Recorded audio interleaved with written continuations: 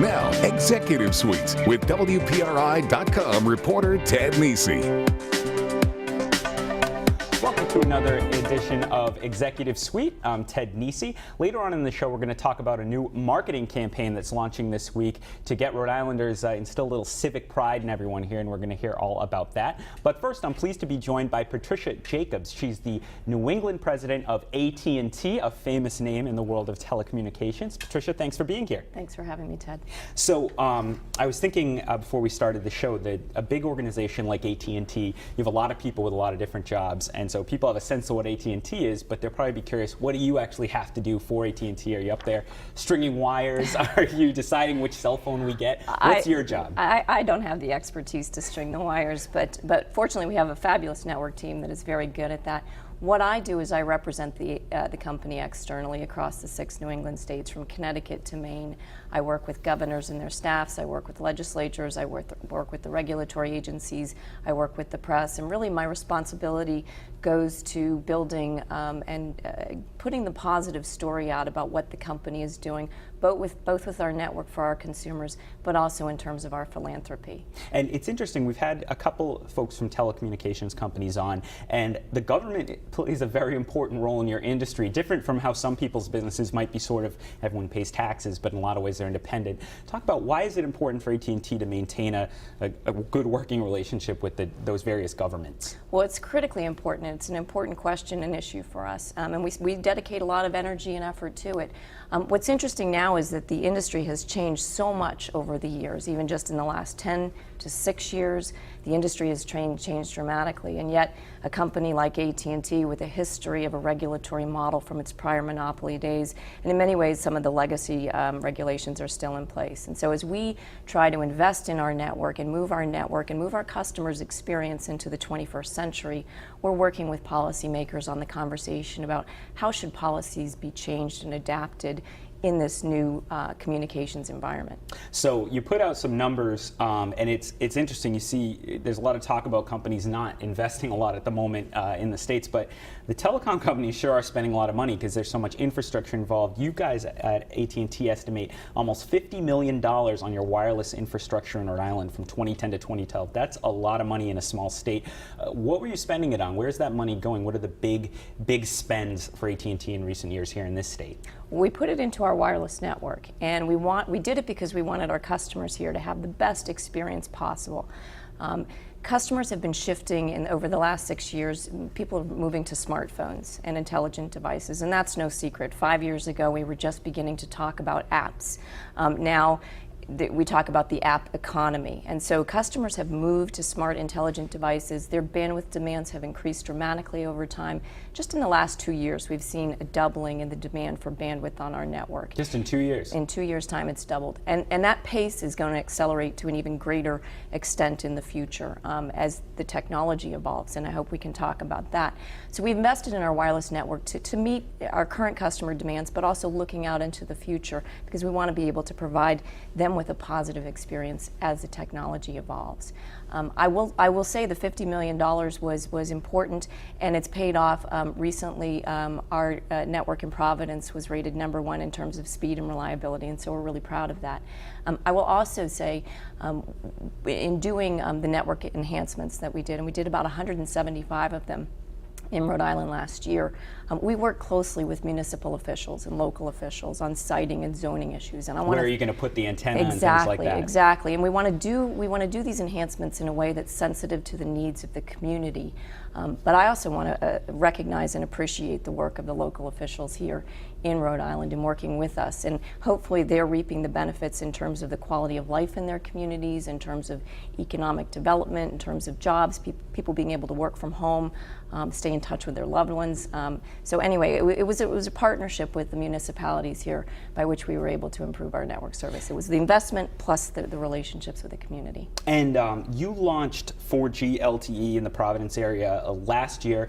Is that everywhere now? How far has the rollout gone? It is. It's all across Rhode Island. We have 4G LTE coverage here. And how much faster is that for someone who maybe still has an older iPhone or Android or something? It's noticeably faster. It is. If you haven't tried it, you should try it. I don't have the numbers, but you can definitely tell a difference in the experience. And I'm wondering, it seems like you're kind of in a race, AT&T, Verizon, all these companies, between you speedily trying to build new infrastructure and faster wireless speeds, but then people adding iPads to the network and watching Netflix movies on their phones as they're on a train or something, and that's a huge bandwidth demand. How do you balance that, and are you forecasting it out, or is it tough? Are you always going to be a little behind the eight ball as the consumer gallops ahead? It gets a little faster, so you do a little more, and then you're behind again. That's a great question, and we've spent a lot of time projecting that demand on our network because we have to. I mean, we have to make sure when a customer gets on, they have a positive experience. We are looking out 5 and 6 years, and we're seeing the transition in the technology, the shift towards wireless and mobile broadband, the shift towards IP networks, and we're building towards that now. We're looking out 5 and 6 years, and we're building towards it now. Last fall, we announced a major network investment called, what we call it, Project Velocity IP, so Project VIP in the AT&T code. And what that is it's a $14 billion incremental investment on top of our already robust capital expenditures planned. So over the next 3 years, we are actually going to be investing $66 billion in our network to meet that projected demand. Because we know that the next exciting wave of technology and innovation is coming, and we want our network to be the platform for that innovation. And it takes a lot of money to get it there. It does. $66 billion. $66 billion. We're going to talk more. We have to take a break, but when we come back, we're going to talk more about where all that money is going to go and about Patricia's own experience with AT&T New England. Stick with us on Executive Suite.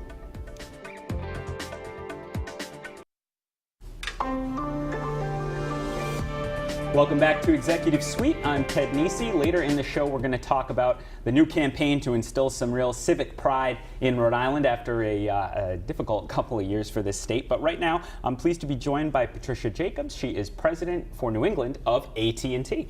And we were talking before the break, Patricia, about capacity and the 4G and everything, and you sometimes wonder as you read about all the technology coming online and people using the cloud and everything, is there going to be enough spectrum space to have everyone get these hyper-fast speeds wirelessly? I mean, is that a concern, or is there enough room, running room to keep up with consumer demand? You ask a great question, because spectrum is a finite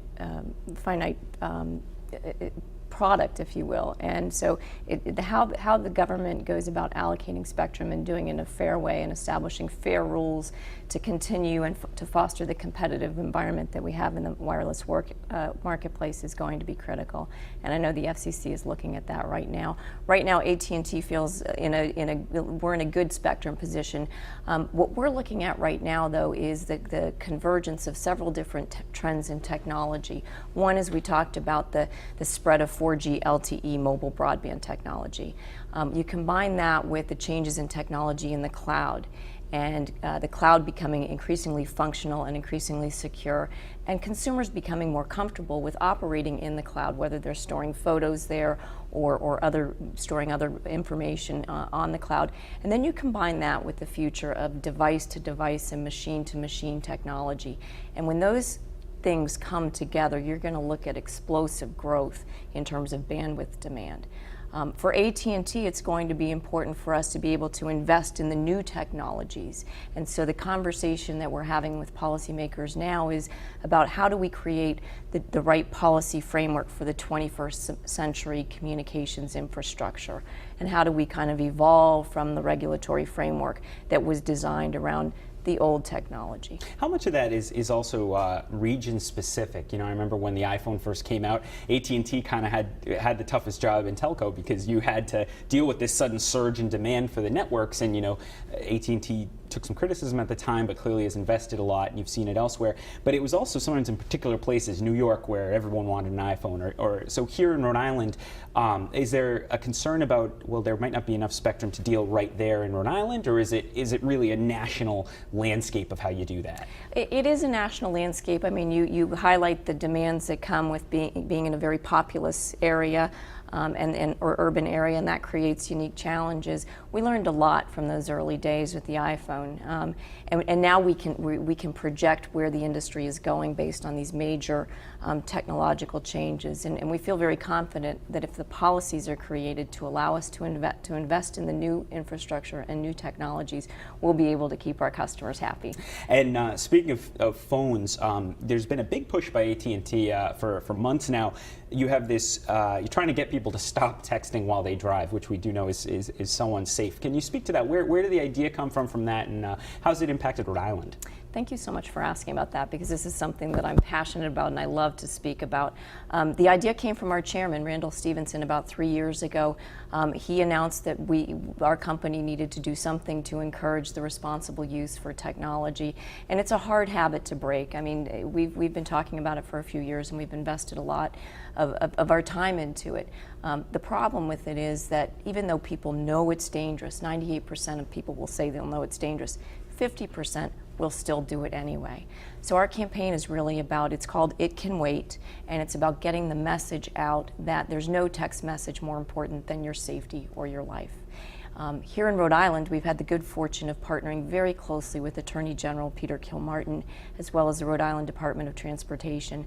Last school year, we went out and visited, I think, about 20 high schools here, with auditoriums ranging from 200 to 600 students, talking about the dangers of texting and driving. And you can't measure the accidents that didn't happen, the injuries that didn't happen, and maybe the lives that were saved. You can't measure it, but I can tell you that the students would come up to the Attorney General and to myself after these meetings and thank us for it. And we urge them to talk to their parents too, because we know it's not just kids who are texting and driving, it's adults too. And as you say, a tough habit for a lot of people to break. Before we go, I do have to ask, you actually used to work for Congressman, now U.S. Senator Edward Markey, who's of course just been elected from Massachusetts to the U.S. Senate. Have you spoken to him? Did you see any of the final days of that campaign? I did speak with him. I went down and attended his swearing-in ceremony last week. It was very exciting for him and the what we call the Markey family, and I think he'll accomplish great things in the Senate for Massachusetts and for the New England region. And of course, he's been very involved in these issues, as you probably were on his staff. Yes, he has. Yeah. All right, well, that's all the time we have for this segment, but I want to thank you so much for being here, Patricia. Thank you, Ted. And when we come back, we're going to talk about that campaign to instill some pride in Rhode Island, and we'll get a little preview of what it's going to look like. Stick with us here on Executive Suite.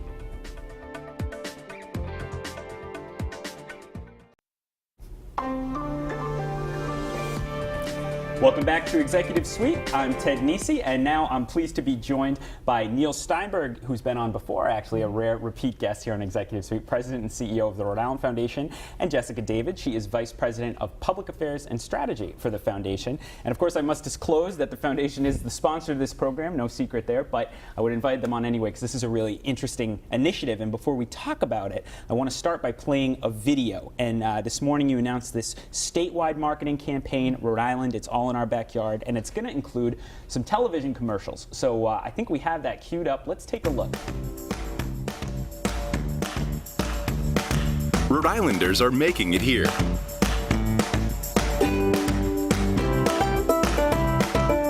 We have oceans of opportunity.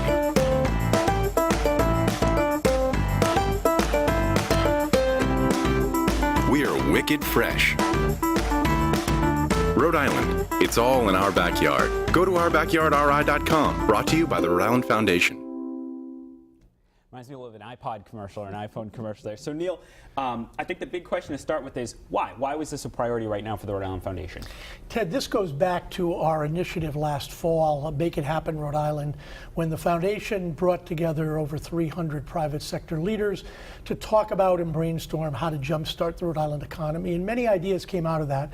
But a key theme was marketing the state, but also the self-esteem problem that the state has. Just this pervasive feeling throughout the state that we're negative in talking about ourselves and realizing that we have a lot of great attributes. So what we decided to do was do a campaign. We had some creative folks that came to us with great ideas.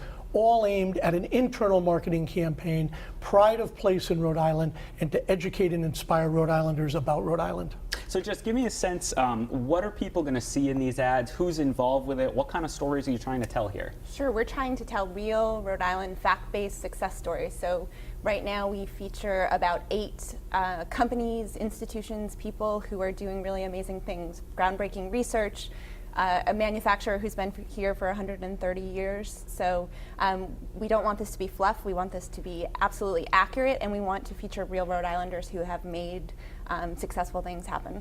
And Neil just kind of brings up, of course, you're going to get a lot of people saying you're just trying to sugarcoat a bad situation. Unemployment's still too high, the bridges are in trouble, et cetera, et cetera. The Journal spoke to that this morning. What are you going to say to people when they say you're trying to sugarcoat a bad situation? Well, first of all, we're not denying that there are challenges. So yes, unemployment's too high. Some people think taxes are high. We got it.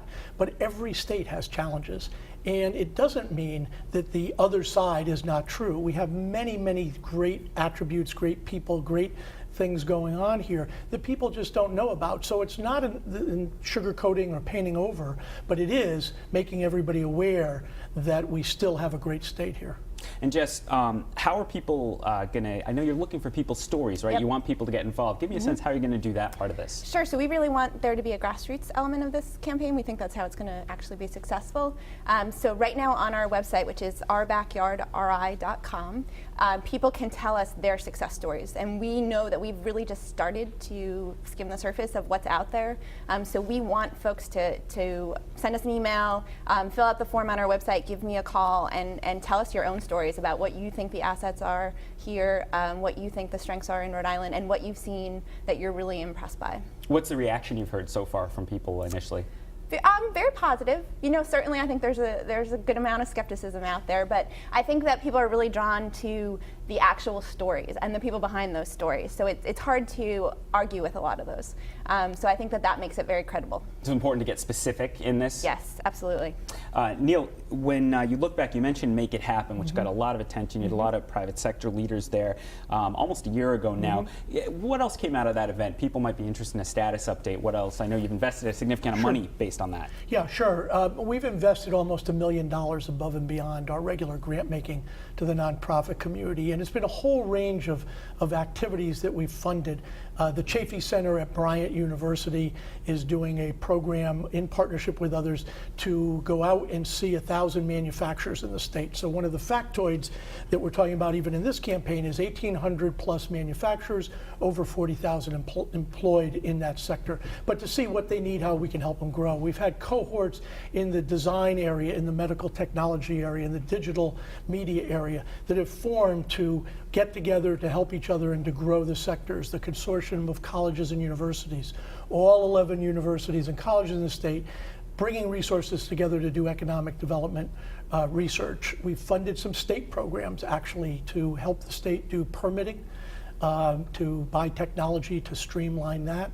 To work to have government be more efficient. So we've got 16 to 20 initiatives that we've brought forth. They're on the website. We're going to probably be publicizing them again when the year's up for Make It Happen. But the 3 principles that we set forth, to be positive, to look forward, and take rhetoric to action, all are in this campaign. And Jess, with this campaign, where are people going to see it? And is it outside Rhode Island as well? Is it mostly focused internally? Where's it actually going to roll out? It is focused internally. So we felt with limited resources that we really wanted to target Rhode Islanders and an internal campaign. And we've been very lucky to have some great media partners who have helped provide some in-kind airspace and physical ad space. So there's a billboard on 95 South right near Elmwood Ave and the zoo exit. And we have a TV commercial that's going to be going up on all of our local stations. We've got some print advertising. We're also hoping to really push it out through partners. So if you have a website and you want to put a banner up, you can download that on our website, through many of our nonprofit partners, window decals, The airport has been a terrific partner, and they're putting up some posters. Actually, they're already up on in their terminals and on their arrival and departure screens and on their windows. So we're looking for all the help that we can find in getting the word out. Now, is taxpayer money being used for this project? No, the foundation has contributed $150,000 to back it, and we've raised $20,000 from additional partners like the Rhode Island Commodores and Delta Dental. Now, Neil, you were a banker. You're a pretty practical guy, I would think. How much of a difference do you think something like this can actually make? You know, are people gonna wake up and say, I'm starting a business now, or I'm not moving after all, this place is wonderful? What sort of, I guess, how will you feel like this is a success? Yeah, I think one of the assumptions is those stories are out there. We just don't capture them. The negative is louder for some reason. It gets played up more readily, and we think there are those success stories. But yes, this is a sales effort. So even though I was an analytical banker, I was in the sales and marketing business, and we want 1 million ambassadors for the state of Rhode Island. So what we think it will do is when people are walking down the street and they're talking to people, either from Rhode Island or who've come from out of state, and get asked a question about Rhode Island, that the first reaction will be the positive story. When people visit other people in other states, yes, we have great beaches and restaurants, we all know that, but we also have tremendous college universities and research going on, and companies doing all kinds of things, and an entrepreneurial community that's growing. It just starts to change the conversation, and that could be the difference between somebody investing and not investing. Did you look at any examples elsewhere, or anywhere you saw something like this and you thought it worked? We did. We looked at a whole range, going from a very grassroots effort in Kentucky to some that were much more, state tourism driven. So we looked at several examples all around the country. Was there a favorite one you saw? There were several. There's a great one in Kentucky that is a very grassroots, started by 3 guys, sort of in response to a state campaign that was very fun and very authentic. So that one stands out. Now, are you going to bring back any of the songs that have been Rhode Island promotion songs in the past? I know I wasn't here for them, but I hear about them. No, I don't think we're going to bring them back. I mean, it's fine that they're out there. This, this is the combination of rah-rah, get people going, and as just said, fact-based. And we really want to emphasize that we're not making things up. We're not just Pollyanna sugarcoating. This is real. It's here, and we have them. And in some states, they just lead with the positive. Again, I don't think we're, in some of these things, any worse off than many other states. I will mention one, because I go back to it, the I Love New York campaign, which was very famous.